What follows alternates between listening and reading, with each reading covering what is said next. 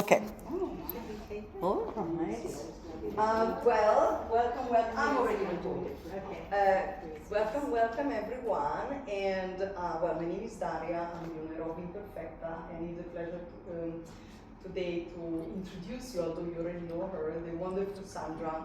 Sandra is one of the artists in the gallery that over time has become a very dear friend. She's a fantastic human being. I really admire her, not only as an artist, but as a person even more. Yeah, really a good, don't cry for me, Argentina. And so it's really a wonderful opportunity to see so much encaustic work all in one spot. I know that is a very difficult art form, and to see gigantic pieces like, for instance, the piece over there is really quite unique. I had a lot of artists that do encaustic and they were surprised by the size and proportion of some of these pieces because they know how complex these artists. So I'm also really delighted because this show also touches on themes that are very important to me. It's about culture, society, politics, and doesn't really hold back, right? And I really admire when artists do that with passion and with clarity. And so it's going to be an interactive session, this one, which is wonderful. Hopefully you're okay with me video recording. The recording is going to go on the YouTube channel, so other people can listen to it other days. If you want, as we're moving around, if you want to have a seat, I put the stools here, so don't feel obliged to stand the entire time. For instance, I've got problem with my back, and it's good to sit every now and then, so I encourage you to do that. And then apart from that, thank you for being here, and thank you, Sandra, for being here. Thank you. First, I want to thank you, Daria, because this is an extraordinary opportunity for me. I met Daria in Oregon City when she had her little gallery, and my friends kept saying, you gotta go check it out. It's such a cool place, and she's such a cool lady. You'll just love her, and I think she'll really love your work. And so she was just right down the street from where I volunteer with the homeless every Wednesday. And so I would, I'm like, yeah, I'm gonna go there. And so I met her, and then there was a call for art, Perfectly Imperfect. And so I applied to that and got in, and then I would just come and visit her every chance I got after Wednesday. I'd get off I cook there and I serve. And I would go and see Daria and bring her cookies, and she loves my cookies. Oh my gosh. But, and so we would just, hang out and talk about stuff, and, a lot of the stuff that's going on in our country, and we both have hearts that are for people. We have hearts for art, because art is a form of expression, and it keeps you from exploding, For me, this is how I scream. And it's also how I immerse with things. So I'm not always screaming. I'm not an angry person. But the work in this show is driven by, it's a tapestry of my soul. I have love for country. I have love for God. I have love for community and people. And I have love for animals. And so, in our earth, and what we're doing to it. So it kind of came together in kind of a unique way. We moved here in 2020 during the summer of COVID from the East Coast. And my husband and I both had family there, but everybody was losing their jobs. He was one of them. And so he actually got a job that he didn't even know he had applied for. And it was in Portland, Oregon, of all places. And he had not wanted to move to Portland. And I had wanted to, but it was like, man, it's gonna be so hard because I have so much stuff. And so I just kind of pushed it out. But, my boy is here, and there's my son and my grandson and his two other children and his wife. And so that's what happened. That's what brought us here. And so we traveled here. It took a year to find a place to live. We had fires. We were here right when the fires, the riots, everything was going on. And he kept saying, we shouldn't have moved, because we lived at the beach in Virginia Beach, right down in the art district. I was very, very involved in the art district, part of the artist community for 9 years. I still keep in touch with them, and just had an East Coast trip this summer and surprised them, which was great. But Virginia Beach Art Gallery in the Vibe District. If you're there, go check it out. They're awesome people. But we moved here and couldn't find a place to live because everything was shut down, but everything was sold. There was no place to go. I have a piece that I'm going to be showing it. I'm going to walk around and share some of my stories that I have written from my soul. And one of those pieces, it addresses that. You know, there was no place to go. So we moved here, and then, you know, it took a couple years took about a year to get into our present location. And then you have to unpack and you have to put things away. And I had gotten rid of furniture, but I brought my materials with me because it's like, I have to make to survive. You know, not just the ups and downs of life, but it brings me joy and it brings me fulfillment. And, you know, I love artists and I love people that love artists. You know, we need you people. You know, and you've got a pocketbook that can afford, you know, that support us. We need that because we need to be able to express ourselves. So we moved, we got in our place, and I had to do unpacking and painting the house and all that stuff. And finally, when I started unpacking in my studio, painting it, getting it ready to go, it's a big building. It's funky as all get out, you know, because I'm kind of funky, so I guess it fits. But I started making piles. And I wish I could be one of those people that has this really neat sketchbook, and it's like, here's my sketchbook, and, you know, I dream of being that person, but I'm not. You know, you come in my studio and it's like, there's a pile here, and there's a pile there, and I got some pictures to show, but it's like, what is it? Well, you know, don't move that pile, because as I was feeling things, as things were unfolding, not only in our world, but in my own life, I started making a pile, and that was my sketchbook, and that was my soul. So it started kind of weaving itself together, you know, the pieces would start building. And when Daria asked me if I wanted to do a show here, it's like the show had already started because I had been working on it, and it was in my soul so deeply that it's like, I have to make this stuff. I have no choice, you know, compelled to do it. So that's when it started coming together, and it's like, oh, thank God, I have a place to put it, because I have all these ideas and all this, you know, it's like, oh, I need to, but where do I put it? And you offered me this opportunity, Daria. I will forever treasure that. When you first messaged me, I told my husband, I'm like, I think she messaged the wrong person. I really, truly thought that. And I was like, I don't know. And I said, and it took me a day or two, and I'm like, I think maybe she, you know, because she didn't say Sandra, but she messaged me, and I'm like, I think she, anyways, that's how crazy I am. But, so, I'm going to walk around in a minute, but first, I'm going to show you the tools of my trade. Number one tool, blowtorch. Okay. I'm not gonna fire it up for you. Thank you. This is Big Bertha. I have little torches. I also have heat gun, which I started using the heat gun.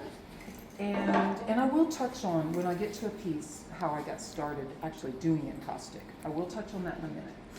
But got the heat gun. This is my palette. And normally it's liquid, it's hot. These are cat food cans. I love cats, I'm a cat collector, and they give me plenty of cans, let me tell you. And that's where I heat my wax up, which looks like this. I make these cakes. I make my own medium. I buy 55-pound boxes of beeswax pellets, and I meant to bring that, but I forgot. And then I mix it with this wonderful ingredient. It's a natural hardener.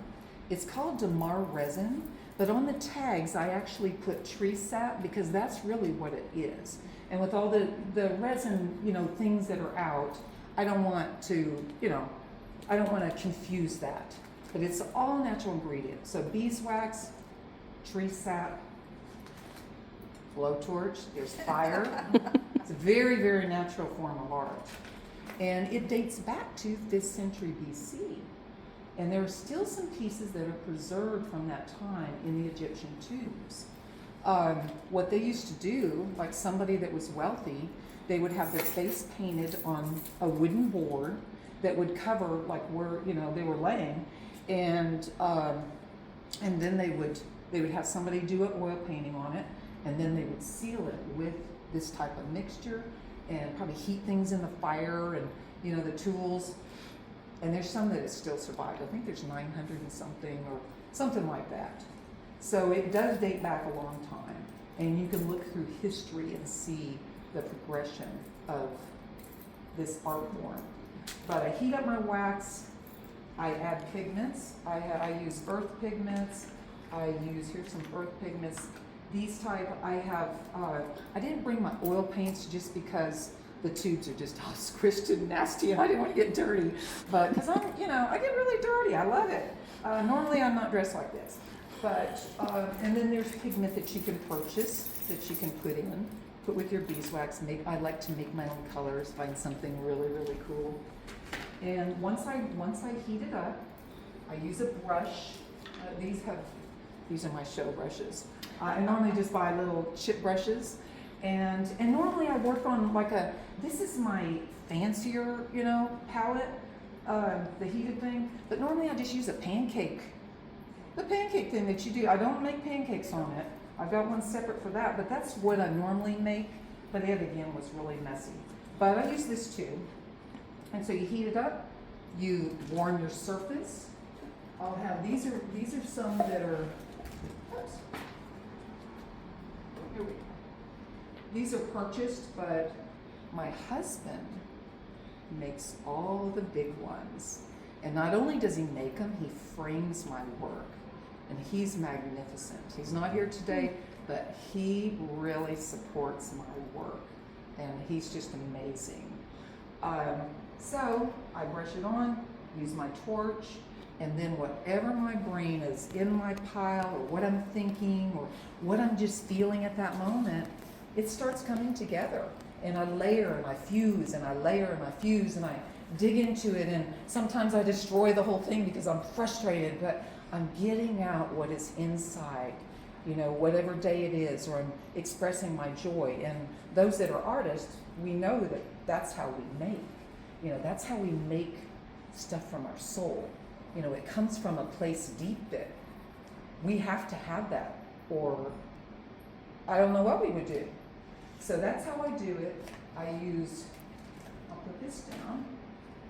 I use different tools, and these are like pottery scrapers. I have stuff like that.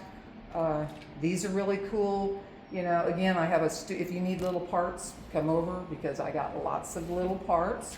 Little chain, you can press it into the warm wax, and then you can rub, your oil paint in it, and then fuse it. All kinds of lovely little things that make designs. Even something like that, I start to throw it away, and it's like, wait a minute, I see like a little window or some kind of a design that can go in my wax. So I try to reuse, a lot of things. I love to take my husband is redoing the deck right now, and our house is 101 years old. So he ripped this out of, he's ripping out this old wood, and that part was not 100 years old. This is not 100 years old. But the update, I think maybe from the 80s or something, and he ripped that out, and I'm like, he's throwing it, he said, oh, isn't this cool? And he's throwing it in the trash, and I'm like, that's mine. He's like, I knew it, And so I have a problem with that, but this will be a piece. What this speaks to me, that's pain. That's pain. This will be a painful piece, and it will find its home in my work. Another thing that has really become real to me with that piece that I had in your first show, these are just bottle tops, but see how they're twisted. And that also represents pain, because the piece that I put in her show, Perfectly Imperfect, it was called Hammered Again. And I got shingles while we're moving into our house, and I got it again. So I have a number 1 and I have a number 2, but I had to create to get through that. So if you haven't gotten your shingle shots, please do so. It's torturous. I have things like, there's a really, look at that, isn't that lovely? It's like, this is a diamond to me. When I found it, I find it in the street. It's like, ooh, stop. And I grab it, it's like, that will have a place in my history. It already belongs. So, just different little things like that. This is some ancient pottery that I got in Virginia Beach from an artist friend that it has a story of its own. But I have broken up pieces of that and done mosaic with it. But it all has a history and it all has meaning. And I see something in these little pieces. I see what it's going to become, or I feel it. Sometimes I don't see the whole picture, but I feel it. It's like, I know there's a story there, and I need to put it in my pile of, my sketchbook pile. I guess that's what we'll call it. It sounds better.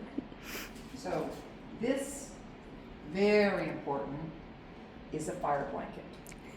Now, I am afraid of fire. And when I first started this journey, it was back in Texas. It was about 27, and we had moved to this new area, Temple, and I joined this group called the Clean Artist Guild, and they offered a demonstration in Encaustic, and I'm thinking, what the heck's like that? They're gonna cook, food, or is this a menu? And I did not know the word. I had never heard of it. And so I went to it, and my husband actually went with me, and they did the demo, and I think they had like we got just a little flat board, and kind of, worked on it a little bit there. And I was, a bit troubled by it. It's like, I don't really know about this. And so I went home, and I had at that point in Texas, land is really, really cheap. So I had a humongous studio where you could drive 3 big, like, bulldozers, because the guy that built it he built the whole neighborhood. And so, and it wasn't air conditioned. I never had an air conditioned studio. But I would go out there and I would try it, and it's like, this isn't working. I'm done with this. But I was doing mixed media. I was, enjoying that. I was getting in shows and getting awards, and that was great. Then we moved to Virginia Beach in 2011. And when we moved in Virginia Beach, right down from the ocean, we moved into the artist district. And I got to know this group of art friends. And I applied, got in their gallery, and still wasn't doing the Encaustic. I was doing acrylic, mixed media, all of that. And then I think I pulled it out at one point, tried a little more, and I'm like, I really don't have time for this. I really love my other work, because I love all kinds of art. There's all kinds of things that all of us do, and to me it's equally fascinating.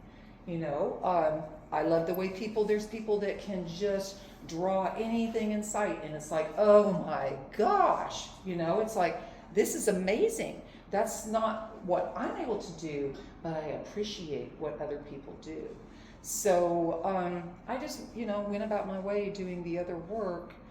And then in 2016, I lost a friend in a very tragic manner. And at that point, I had to do something different. I'm like, art is healing, but my hurt is so deep that I need something. I need my energy to be engaged totally. It needs to be something I don't know. And this thought kept popping in my brain. And like, what about that encaustic thing? And I'm like, nah, that, I tried it, I'm really not, into it. So I didn't really, do anything right at first, but then it was just, what about? Because for the first couple of months, after I lost her, I did a little series of colographs.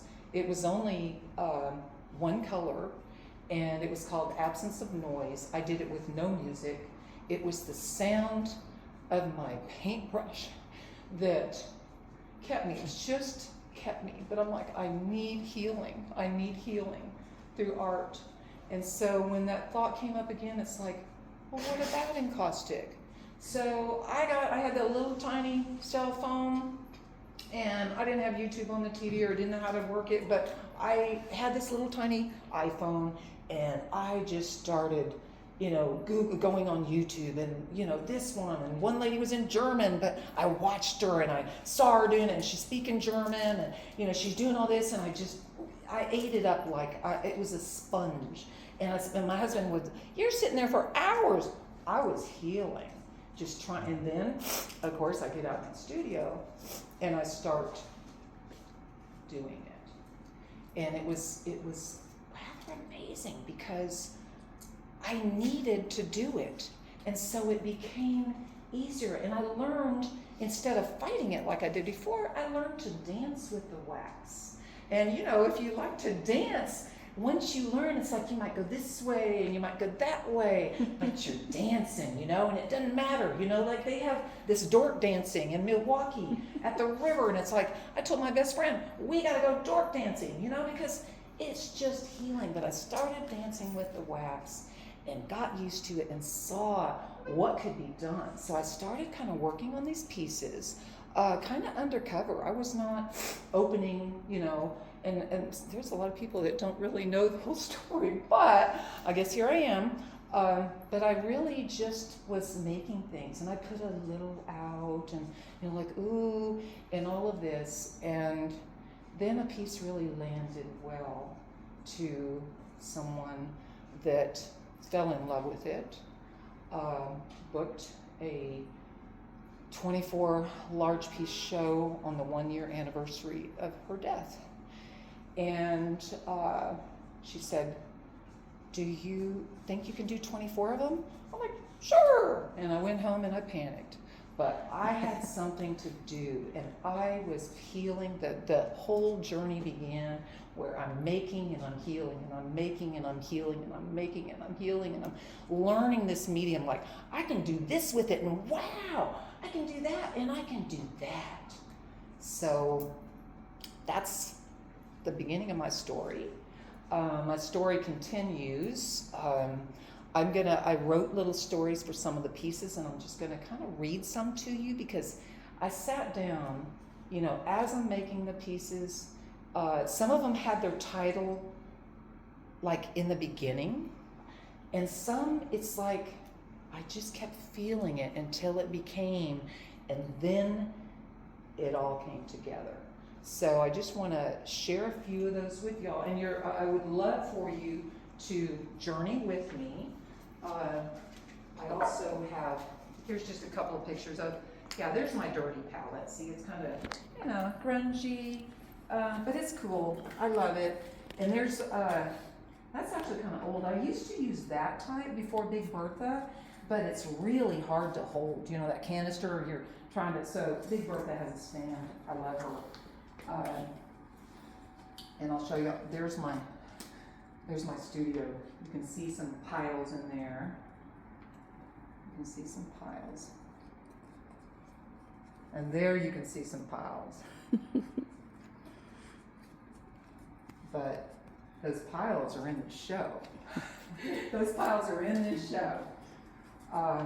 Here's when it was clean. There's my son and daughter-in-law. And then there's the back side of my studio. That's where I teach a few classes, and I did this little mural work behind there. It's covered up with all my junk, but that's cool. This will be for later. We'll talk about that. So the first thing I want to do, I want to start over here.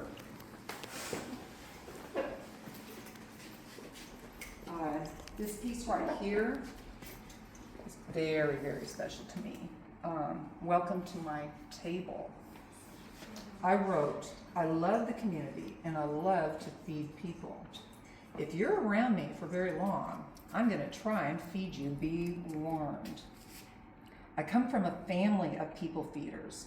finding the joy in providing food and fellowship with others, and not just people we know. My parents had always had an open home to strangers, and it wasn't hard to follow their footsteps. Now I see my son and his family doing the very same thing, and here is my son and grandson. That's Nate Frazier, by the way, best man I know. Providing love and care through food and a friendly heart. Welcome to my table. All can gather here, and I mean all. I don't discriminate against people. I love people openly. I love them for who they are, and so watch out, and I will feed you. By the way, there's honey bars over there that I made, because I promise if you're around me, you're gonna eat. Community outreach. Well, let's do this one first. Looking for a place to land. Moving to Portland in 2020, there were no homes available. We looked everywhere, but the shortage of available housing was evident. Having a safety net of family and finding a place to rent for a few months, we finally found our place to land. As affordable housing continues to be a huge concern for large populations, I fully understand the number of homeless individuals that we now see. And that breaks my heart, because I work with the homeless individuals in Oregon City, and I hear their stories, and I see how the progression of their lives go down because they don't have a place to land. And so that is something that needs to be fixed, and if it's ever in my power, I will do so. Community outreach is sold to one of my collectors, one of my best buddies in the East Coast, Elizabeth Ann and Mike Haney. I noticed something when we first moved into our home in Milwaukee, Oregon. Crows. If you've lived around the crows, you may not find it quite as cool, but we had not. As soon as we got settled and I started digging up weeds, I noticed a large black crow landing near me, digging alongside, unafraid. This was the beginning of a close 5-year friendship with Shabazz. He comes when I call him, eating crackers out of my hand. He calls his family and friends, inviting them to share the feast that I provide. A true community outreach program going on here. And I feel very, very strongly about community. With everything that is happening, not only in our country, but our world, we need community. We need a safety net. We need people in our lives. We need people to eat with, to invite over, to share meals. We need that. And we can be there for each other, because there's a lot of things that are happening in our world that they are not for us. So I want to encourage everyone with that word. Invite your neighbors over. I got 2 of my neighbors here, and they're part of our community group. And we get together, we took a break this summer, but we get together every Tuesday night. We have projects to do for the homeless, bag food for them, and we have a meal together. And we have gotten to know each other, and we've built lasting friendship that way. So I do want to encourage all of you to do that. And we're going to walk over here. I probably should have started with that, but I will. Oceans Away, one of my favorites. And of course we know Haystack, we know it. I used to come visit them because they've lived here for quite some while, my family. And I would see those rocks, and it's like, I would tell them, but your water's so cold. But I'm like, oh, but it's so gorgeous. I love this place. But Oceans Away, in the summer of 2020, I packed up my husband, cats, and all of our worldly possessions and headed oceans away from everything I knew. Not only was it a difficult time to travel, much more to move, as we left a tight community of friends and family for our new adventure in the Pacific Northwest. I love my new home and community, feeling at home amongst the trees and the sea. So that's a really, really special piece to me, because it's kind of where I began. This one sold also, I think before opening night, was it? Yes. Okay. That is going to Texas, that one. Yes, to Texas, which is kind of cool because this doggy right here and this kitty right here, they're Texans. Yeah, and they were homeless and they were rescued. They actually rescued us. It's raining cats and dogs and frogs. Frogs? If you live anywhere in the Pacific Northwest, you know it rains here. I happen to love rain, and I especially love the sound of it beating down on my metal studio roof. It's roaring loud but soothing at the same time. Kind of interesting. And if you're from around Portland, then you most certainly understand our love for frogs. So everybody gets that one. Okay. Blackbird fly. This piece, it's really one of my favorites, but I almost trashed it. You know, it's like you're doing things, you're doing it, and it's like you get frustrated and you're feeling it, but it's like, oh, it needs something more, but what do I do? And every artist knows that struggle, which is why our art shows it. You know, it's like we see that struggle. It's supposed to be a struggle. Not always, but I've always been fascinated by birds. I've had pet birds with an open cage policy, and I've had pet birds building a nest within the confines of my apartment, watching the whole process from my living room sofa. I also had a dove with a broken wing recuperate in my kitchen. No joke. This was in Texas. Riding on my shoulder throughout the house and becoming a friend. Releasing Dixie the dove on my lakefront property in Texas was quite emotional. Moving to Milwaukee brought me into my first personal contact with crows. What I have seen is that they are a very close-knit family, not only hunting and foraging together, but also defending and caring for their young as a true family does. Real community. And again, that goes back to the community aspect of how I feel, because I am a community person, and my son, community baby, you look for him on Instagram, he will hook you up. He is the most amazing man I know. My dad was, and then now my son is. Okay, let's talk about this one.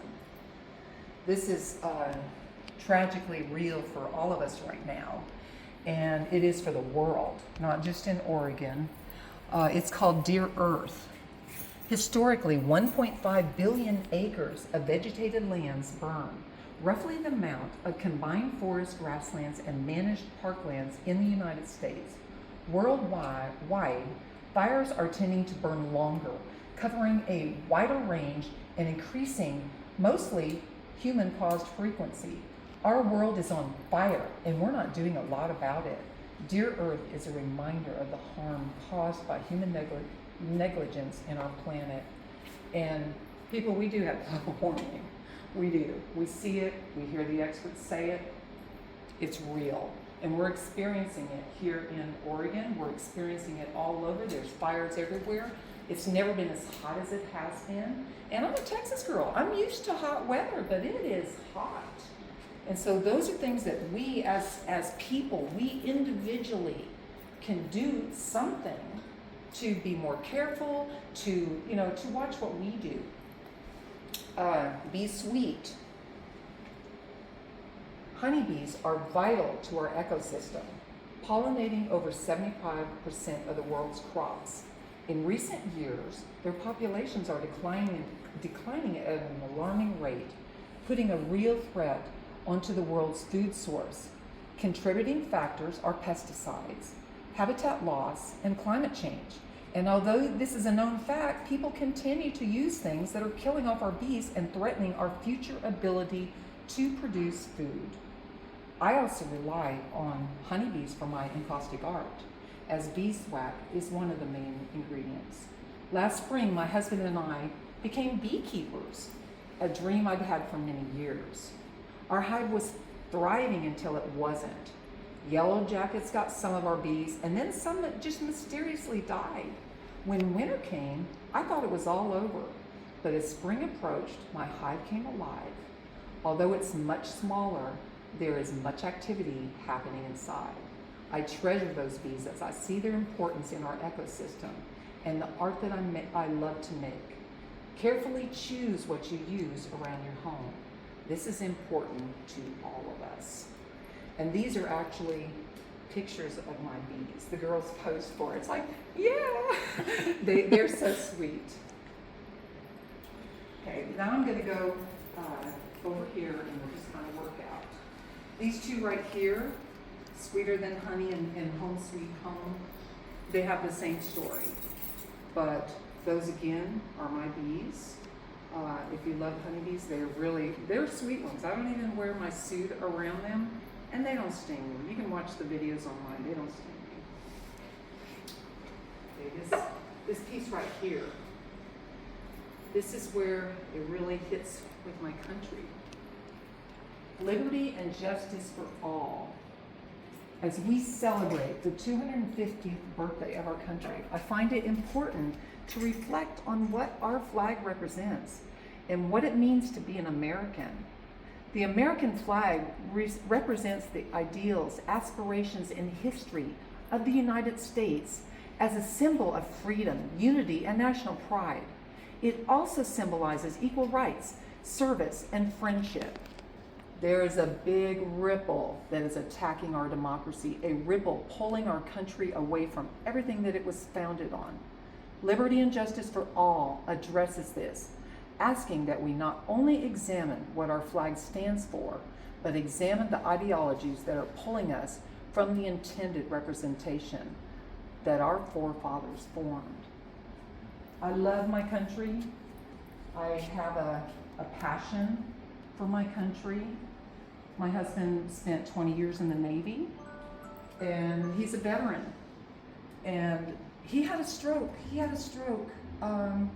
3 weeks before our first indivisible, the No Kings protest.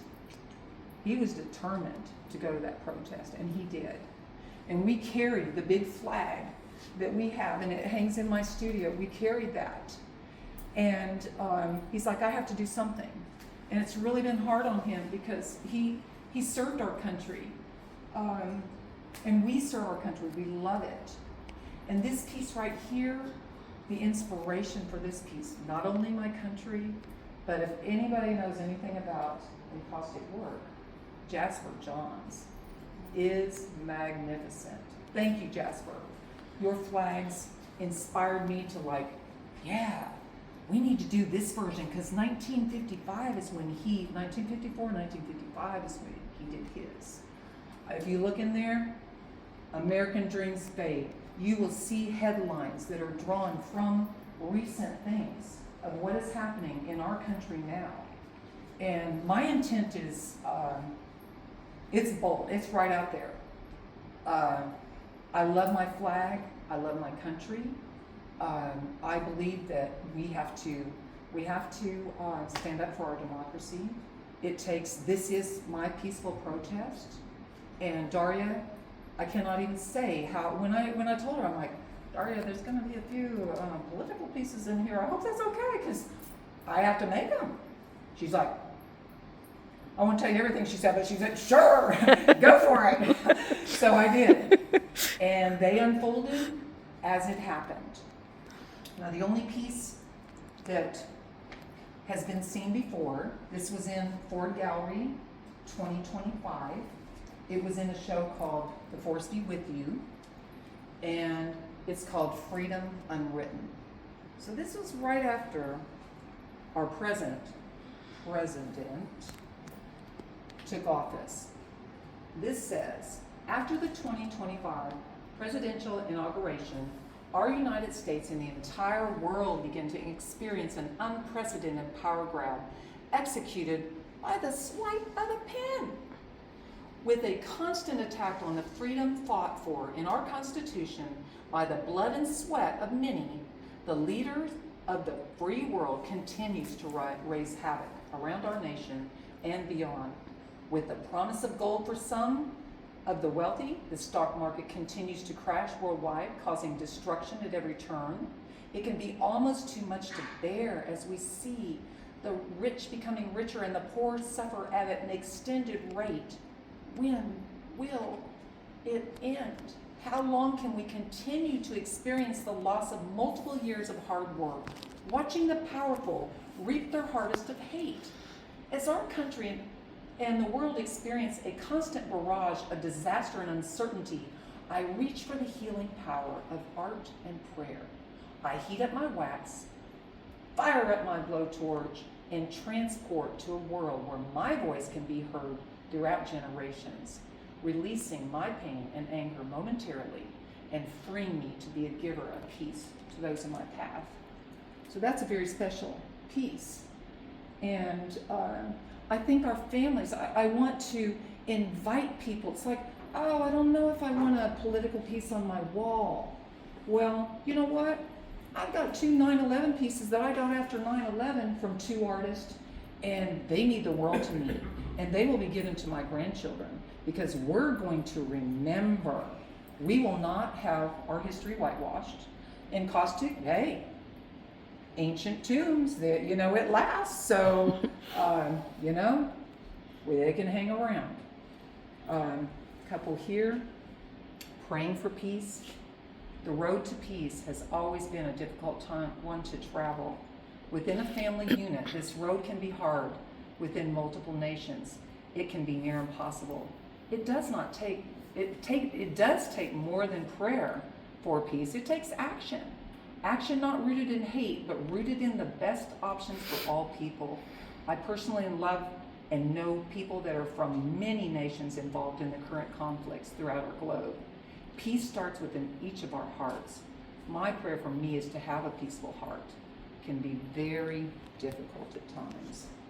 And I do have to say that prayer for myself because I am a peaceful person. I love people. And if you're around me, you know that. But I don't want to be consumed by their hate. But I do want to have a powerful voice because a powerful voice is very important in this world. And so that piece is pretty special. Well, here's all the king's men couldn't. It's becoming more and more apparent that our current leader, the wannabe king's karma is coming. No person will be able to save him from himself.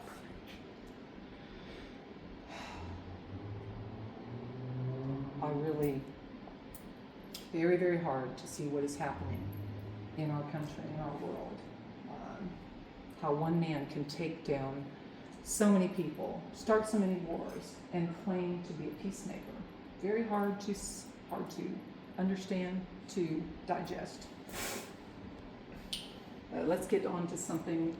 This one here, let's talk about that one. It actually has the same story.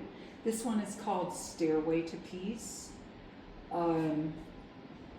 It is a process. Peace doesn't happen overnight, but we as people can be peaceful. And you can see throughout my work the different materials. There's cloth, there's thread, there's plastic, there's bamboo, eggshell. There's little army guys, and they were fun because I had to glue them on, and then I did the gold, I did the wax, and then some of them were melting, and it's like, yeah, that's exactly what it was supposed to be. All his men couldn't. So I do want you to look at the materials in his work. Love one another. 1 Corinthians 13, universally known as the love chapter, and read at weddings throughout the country, speaks of a love that is deeper than words. It is a love full of internal action. Love is patient. Love is kind. Love does not envy. It does not boast. It's not proud. It does not dishonor others. It's not self-seeking. It is not easily angered, and it keeps no record of wrongs. Love gets no delight in evil, but rejoices with the truth, always protects, always trusts, always hopes, always preserves, and it never fails. And I do believe that true love, we can love, and it won't fail. We can love one another. We can be the neighbors and the community for each other. Okay, we're going to move this way, and then we'll go back to hit a couple there. Let's start with a happy one. This is, let me see, there's the picture that goes to that. Well, I pointed out my Texas cat back in the Raining Cats and Dogs and Frogs. And this one is in honor of my princess. Now, Princess she was 14 and a half. She died 3 years ago. Very, very difficult. She was a rescue. She was a Texan. And she loved to dress. This is Princess. She would do anything for Frisky's party mix. You would just shake the jar and she'd come running. Now, she got cancer 3 years ago, and at that time she was 14 and a half, or 14, because I got her like another 9 months. She had a surgery because one of my friends is like, I'm like, what do I do? And she had this big tumor on her front paw. And so we chose to get an amputation. She said, she'll be fine. I've seen animals with, 3 legs. She'll be fine, because I could not lose my princess. I would pour my heart out to her. She was my best friend. And, she was a one-person cat for sure. She would kind of, like, oh, to everybody else, but she loved her mom. So this piece, I always promised to make her a calendar. So now I've got her in a show and she's on YouTube. So I think that's pretty darn cool. But she did love to wear clothes. And I want to show you the back side of this, because this is see, the back side's really pretty too. But this is actually we had our kitchen redone a couple years ago. A beautiful gift from my husband's stepmom. And that was part of the shelf that was cut off. And he's like dumped it in the trash, and I'm like, no, that's mine. And so, it worked out perfect. I knew it would come in handy because my little fabric scraps, I see scraps as treasure. I see people as treasure. I don't believe that there's waste, that nobody is worth anything. You can find something important in everything you see if you just look. So that's Princess. If you're a cat lover, you need to take that home and teach your cat. I will tell you, try it when they're kitten. Bring them home, put on a dress. She came home and she had a dress on. And we got her when my husband had stage 4 sinus cancer, which he made through. But yeah, you just teach them to dress quick, and yeah, it's good. Okay, candy-coated dreams. It's heart-wrenching for me to witness what people are going through. People are only trying to find a better way of life for themselves and their families. A place to dwell. There's no constant fear of limb or of loss of limb loss. Many countries experience this on a daily basis, and America has always been a place where they can come and find their dreams and experience a new life, helping to provide for their families by working and paying taxes. America in past years has been a place of safety, a country full of hardworking, lovely people from many lands. My own family, and more than likely yours, immigrated here many years ago to begin our journey. I have a very difficult time with the suffering of others. And I am an empath. I feel if you're hurting, I'm going to cry with you. I can't help it, because I truly care and I feel people's pain. And that's why this work is so emotional to me, because it's been done with a lot of pain and joy. I'm full of joy too. But it's a painful time for us. And this piece here, Coming to America, same story. People are just trying to find a way to survive and make something good for their own families. Now, to a fun piece. Mama, don't take my Kodachrome away. I love to take pictures. Currently, I have 57,000 on my phone, taking multiple pictures on a regular basis, and have always agreed with the saying, a picture paints 1,000 words. Well, my photo feed has a lot to say, documenting time in many different locations, the places I've been, to the people I've seen. What a fun piece to make. Playing Paul Simon's Mama Don't Take My Kodachrome Away during the entire process. If you live in my neighborhood, you're probably sick of this song, but I will never get tired of it. And my dad, who is just such a, he died in 2005, but he was an amazing man, always welcome. We had people from different countries living with us. We had an open table. We had people that we've never, met, just like my son. You go to Thanksgiving at his house or dinner anytime, there's people, it's like, oh, I met him yesterday. I met him on the Uber. It's like, that's how my family collects people. But my dad would wear my favorite picture. He's got a camera around his neck, and he would take photos. And I love that picture. Okay, Alms for the Poor. This is my little, almost 10-year-old granddaughter's favorite. She came around at my opening, and she pointed out what she liked the best. And then I asked her why. And she told me, she read the stories. Lucas read the stories. Evangeline read the stories. And they saw where Gammy is coming from. I'm Gammy, by the way. You can call me Gammy too, that's cool. Alms for the Poor. In January 2025, our current president signed an executive order freezing all U.S. foreign assistance programs for 90 days to review their alignment with his policy goals. In February 2025, the administration announced plans to eliminate over 90% of USAID's foreign aid contracts, reducing overall U.S. assistance by $60 billion. Estimates suggest that hundreds of thousands have already died due to the loss of U.S. foreign aid. And the projection indicates a million more deaths in the coming years.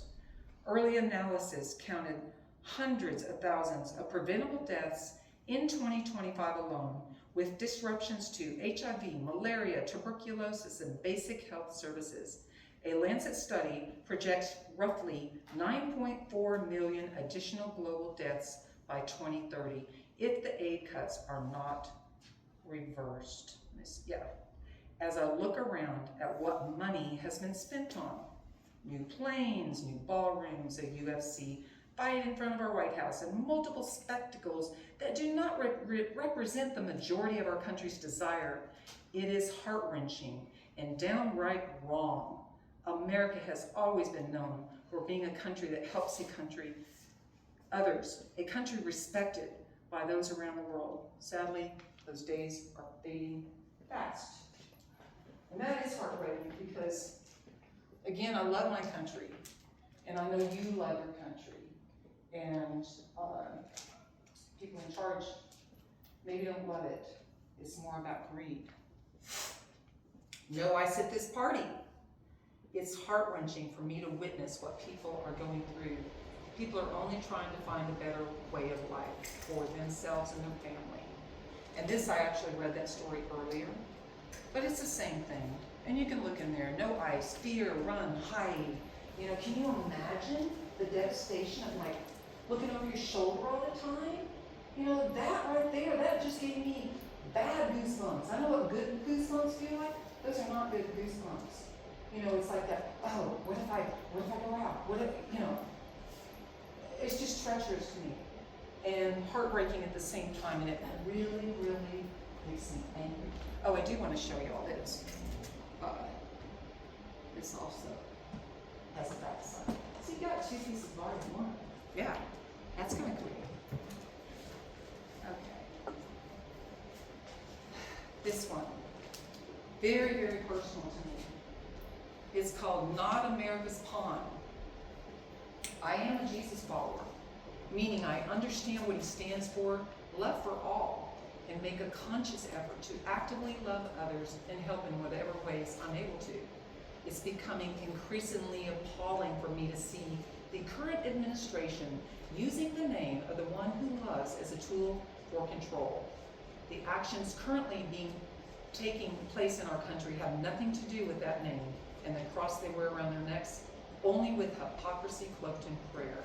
I have to speak out because I love my country and everything that it's supposed to stand for, and I love the vast majority of people living in this beautiful land.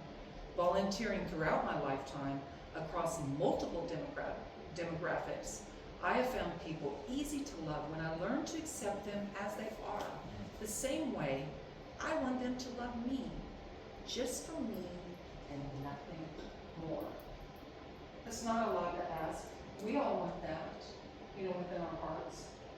But when I see something so precious being used as a tool, and it has throughout generations, but it is now the people in charge and making the decisions that are doing that. And that makes me very, very righteously angry. And one more piece. I had the most extraordinary interaction with a beautiful soul, but she bought it opening night, sitting on the edge of sunshine. I almost didn't put this piece in because it's so deeply of what I feel and what I am. If you've never experienced depression, you may not connect with this piece. According to the Mayo Clinic, approximately 1 in 6 people will experience a major depressive episode at some point in their entire lifetime, while 16 million adults each year suffer from clinical depression. As someone who knows that deep cloud looming, I use my work as a way to work through the many emotions that depression can bring. Sitting on the edge of sunshine comes from that place. Like you have this feeling, but this helps me. So what I want to do is I would like to encourage each of you, reach out to your community, reach out, help each other, make something, anything. It doesn't have to be anything beautiful. Scribble, whatever. If you're angry, scribble, tear paper. I love the sound of cut paper. I don't know about you guys, but cutting a piece of paper. And my grandchildren, they were homeschooled since we moved here until just this last year, and I was their art teacher. And they would come over, we made handmade paper, we do all kinds of things. And one of them, I think it was Evangeline, the middle one, beautiful girl, they're all beautiful. She's like, this is so satisfying, just cutting paper, satisfying, cutting paper. And it is, and I'm like, I feel the same way. I guess it runs in the family. It's in our genes. But I think I pretty much covered every piece. And I want to thank you guys. I want to thank Daria. Daria, you rock it. You belong in this place. You really rule this. You're awesome. Thank you. And I've never seen my work hung so beautifully as when I came in. It really brought me to tears because it's just gorgeous.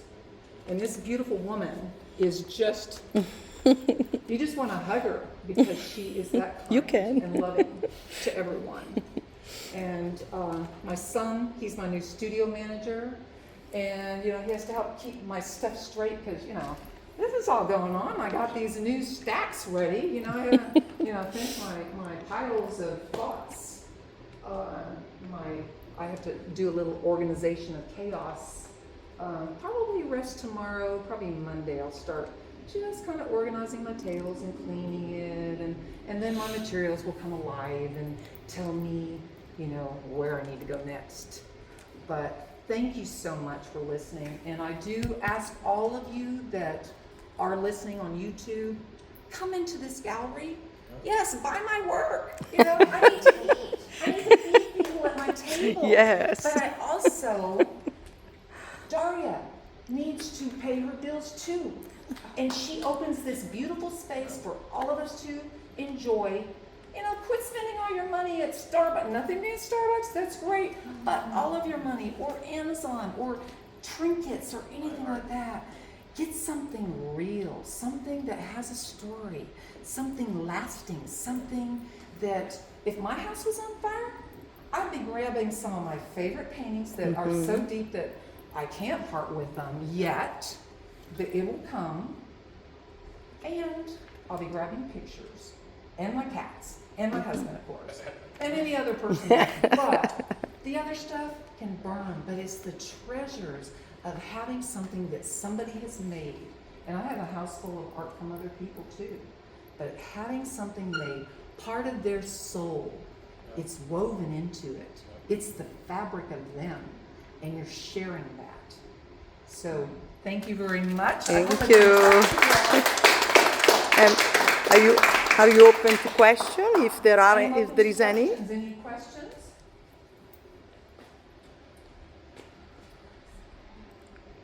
No questions? Did I cover everything?